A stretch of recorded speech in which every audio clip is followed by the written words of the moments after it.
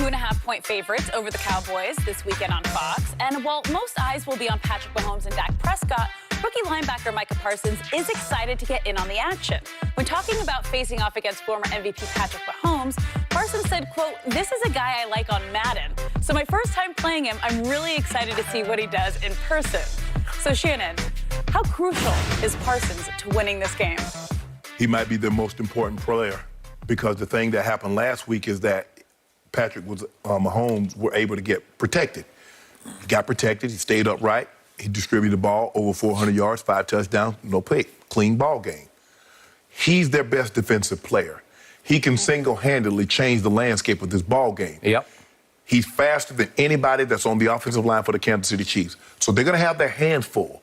They're probably going to try to have the running back chip his way out, which means before you get into your pass route, you chip. You help find where number 11 is, and you chip him on your way out of the ball, out of the way of the backfield. So, yeah, he has the ability to wreck this game, to break this game open. So, for me, he's the guy that you focus in on if you're the Kansas City Chiefs. Because if you can't block him, you can't beat him. And so I like what he said because I felt the same way. We played the Lions on Thanksgiving, my rookie year. And I had watched Barry Sanders. Man, let me see. He better in person than on TV. With Jerry Rice, the same thing. Although you at least didn't have to tackle him. No, I ain't have to tackle him. I was like, ooh. I'm like, I hope the camera didn't get me over here oohing and ahhing because he's doing a number on our guy.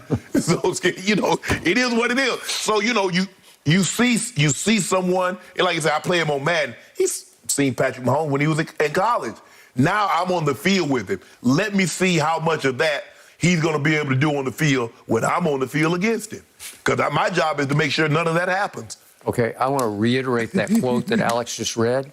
Micah Parsons, rookie for the Dallas Cowboys, is basically saying, I'm excited to see him in person when you're actually going to be on the field against him. He acts like he's going to be sitting in the front row watching, right? No, you have to try to sack him, right? Yes. You have to try to disrupt his passing attack that is the most feared in all of football.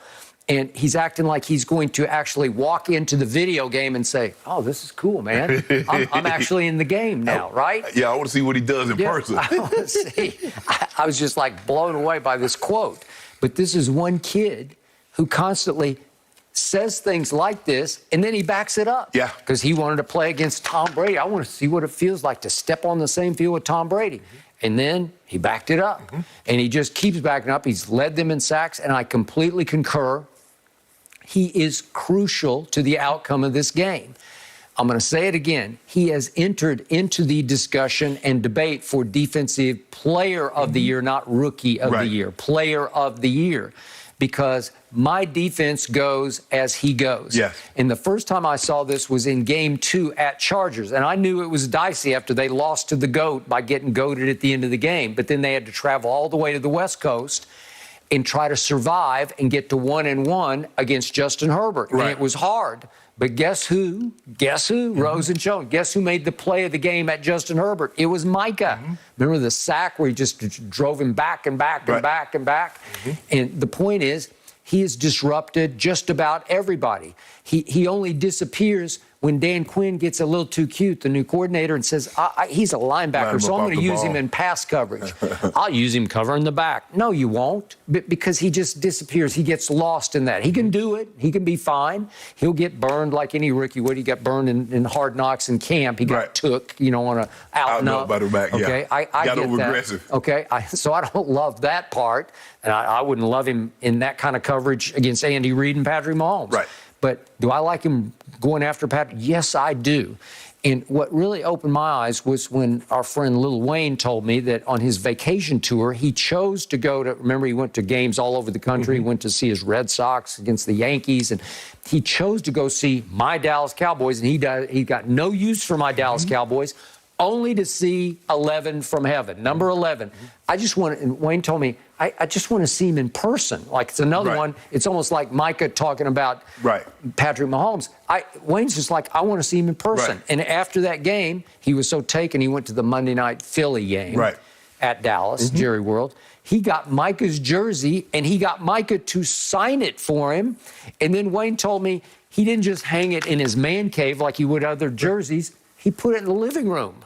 Put it in the living room? He's just a kid now from Penn State. Didn't even play last year. If you look at him, Skip, he does a lot of cross face. So he because he's so quick, you open up to try to beat him, keep him from beating you right there. Finish up on Lil Wayne. Don't change the subject. What does that say to you? He put it up in the living room. I'm surprised that Lil Wayne would do this, considering that he's a Packers fan. He hates the Cowboys. And he has no use for the Cowboys. I mean, seriously despises the Dallas Cowboys. But sometimes, Skip, you might have a dislike for a team, but the player is so polarizing and so captivating that it supersedes your dislike of the team. Trust me, Wayne is a savant on sports, and he sees things coming before they come. Right. And he saw Micah. You saw him before the draft. You thought he was the best defensive player in the draft. I did. I got stuck on Patrick Surtain on need. I needed a bookend corner for Trevon Diggs. Why not the one from Alabama? Why not the one whose father was a Pro Bowl cornerback? I'm talking about Patrick Surtain. You're talking about Surtain, or both of them. You know, they both had lineage, right? Yeah, from Joe Horn, who you knew pretty well, right? Okay, so the point is, I'll take either one of those. Well, Micah just fell into our lap because I think everybody kind of overlooked. If you redrafted right now, after what we've seen, top 5 pick. Your top 5 pick. Will he start threatening some of those quarterback choices up there? I still think the quarterbacks probably go 1, 2. Probably. But he's probably going to go 3, 4. He might go in the 3, 4 just based on... But the question was, Skip, I think a lot of times, how are we going to use him? Because he's not a Devin White that you play at the middle linebacker and let him roll and blitz occasionally. He's a guy that needs to spend 95% of his time at the line of scrimmage going after the quarterback. So I think a lot of people got, is he a Mike linebacker? Is he a Will linebacker? So what actually is he? So there's the Cowboys we'll get him and we'll find out what he is once we get him in camp. Let me ask you, what's Von Miller in his heyday? Vaughn was a back, edge rusher. Edge rusher. He's an edge rusher. Yes. What's Randy Gregory? He's an edge rusher. Yeah. Okay? You can stand up if you feel like it, but you're on the edge, and you're coming after the quarterback. Because remember, Skip, in high school, he was a defensive end. Who? Michael Parsons. Okay, yes. So and they used him. They used him a little bit like that at Penn State. That's when he was most effective. But his heart is but we played him off the ball but he was so much more talented than everybody in the field. You can line him up there and let him just run all over the field and go make plays. But it's a lot more people take advantage of you, kind of like when Tom Brady was manipulating him in that first game. That is correct. So when you put him at the line of scrimmage and say, well, just go get the quarterback, when you show those videos, you see what he's doing? Everybody, because he has so much speed on the edge, Skip, they're so afraid that he's going to beat him around the edge. They open up too much, and then what did he do? Cross their face, and he's right there, the quarterback. He got Matt Ryan last week with that same move. You see, he almost got Justin Herbert. That's his favorite move. He's going to start around the edge to set you up, and the next thing you know, he's going to start putting that foot in the dirt because he had I just saw his post. He's like, and y'all thought Amari Cooper had a dead leg. So he started up the field, put the foot in the dirt, and go get your quarterback. Jerry Jones has gone so far as to already compare him sort of in mental state to Charles Haley, who I covered, and I told you I had the utmost respect. He changed the way the Dallas Cowboys play football. He was the biggest reason they broke through a year early in 1992 and won the Super Bowl and went back-to-back. He did it. Well, Micah is just still a baby, but again, he's got that kind of potential. We just play him like you did DeMarcus Ware.